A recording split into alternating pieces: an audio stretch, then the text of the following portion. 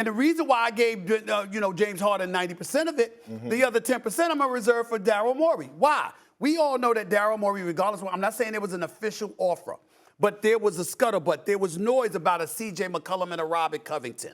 Okay, you could have got those for James Harden. I'm sure there were other offers. The point is, everybody and their mother knew he wanted James Harden, which was why Sean Marks held out.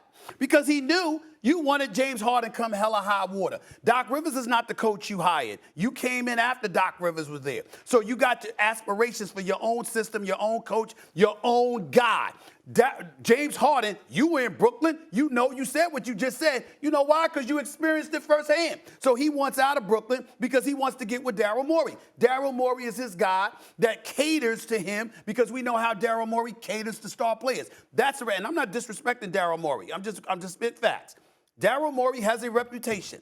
He caters to stars. He caters to stars so much so that it's made coaches uncomfortable that other players that were less than stars have been ignored by him. But he loves James Harden, and we all know that, and James knows that. So, and then not only that, if you make the deal, it behooves you to look good. You can't trade for James Harden and send away. Yeah, Ben Simmons is one thing, but what about Seth Curry, Andre Drummond, and 2 first-round picks? And in return, you get this version of James Harden? No. So what's the best way to enforce change? Success ain't it. Right. Failure is it. And so Molly, like, think about what Stephen A. is saying right now.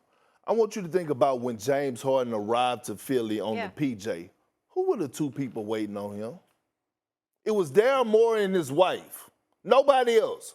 They're the only 2 people that met him at the Jet. It wasn't Joel Embiid. It wasn't Doc Rivers. So when I look at last night in particular, I'm like, man, your big fella is 50%, if that, right? But he's out there giving everything and more that he possibly can. You go out there and you take 2 shots.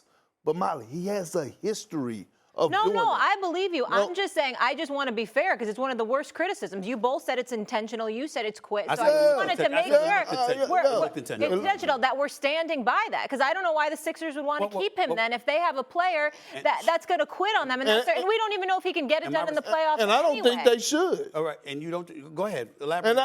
And I don't think they should keep him because you know why? Him and Joel Embiid are 2 different people on 2 different agendas. We'll see James Harden in the next 2 weeks. We'll see him out with Lil Baby. Or we'll see him popping bottles in the club.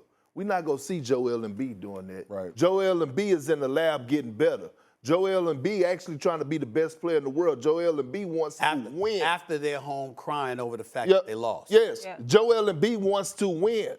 I don't know that about James. Misses Jimmy Butler. Because let me tell you this. And Amari, look, he could contest to this. You have certain players in the NBA, Molly, that actually want to win and want to go out there and get a championship. And then you have certain players that are in regular season, do all that they can, get all the top money, the top dollars, and they just care about the lifestyle. No, I get it. So at the end of the day, I feel like him and Joel Embiid, they're not on the same mission. And I think Joel Embiid, what he said after the game, hey, we wanted him to be aggressive. Nobody told him not to. So now then, what does Philly do from here now? So now I think you have to figure that part out because are you going to get a full committed James Harden who wants to be, like Perk say, reach his full potential? Does he want to be the best player he can be? He's a top 75 all-time guy. So you would expect for him to be want to be. He's suspended. you would expect him to want to be like the top, his top guy. And I don't know if he's going to be that. Now, am I giving him the benefit of the doubt that this summer he can train and get himself in shape and come back and be the old James Harden? Yes, but is that over the pattern or over the years, is that something he's going to do? We have no idea. Joel Embiid doesn't seem to think he's still that guy based on the post-game press conference. That's what I'm saying, but think about what you just said. James Harden is not a young guy. James Harden is not Tyrese Maxey. Right. James Harden is 33, 34 years old. Absolutely. What are we talking about? If you haven't done it by now, then it's a little late at this point. We keep saying that. Oh, man. Yeah, but Perk, what's the move then? What's the move for them to really contend? They've got the superstar in Joel Embiid. James Harden turns 33 August 26th. Yeah. Look, listen, in my opinion, I say this, right? You got to keep Big Philly. Joel Embiid, he can't go nowhere. You keep Tyrese Maxey and you find a way to move Tobias Harris and James Harden. That's just my honest opinion. Let me say this. There's a bigger point that I need to bring up. And this is just personal and very, very passionate for me. Okay. And I want to put on Front Street why I've been so ticked off, whether it's Kyrie Irving, it's Ben Simmons, it's now James Harden. I don't think people, I'm not talking about you two, I don't think people realize the damage that they have done to the future of the league as it pertains to, collective bargaining negotiations and how these players are going to suffer. Molly, you have Ben Simmons. That story we've touched on ad nauseum. Kyrie, that story we've touched on ad nauseum. Now James Harden.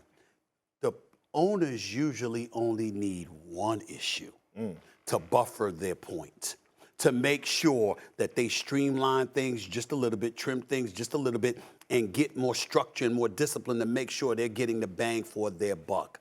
They now have 3 separate incidences or 3 separate subjects, 3 separate dudes to lean on. In Ben Simmons' case, you don't want to play at all. In Kyrie Irving's place, you want to play when you want to play.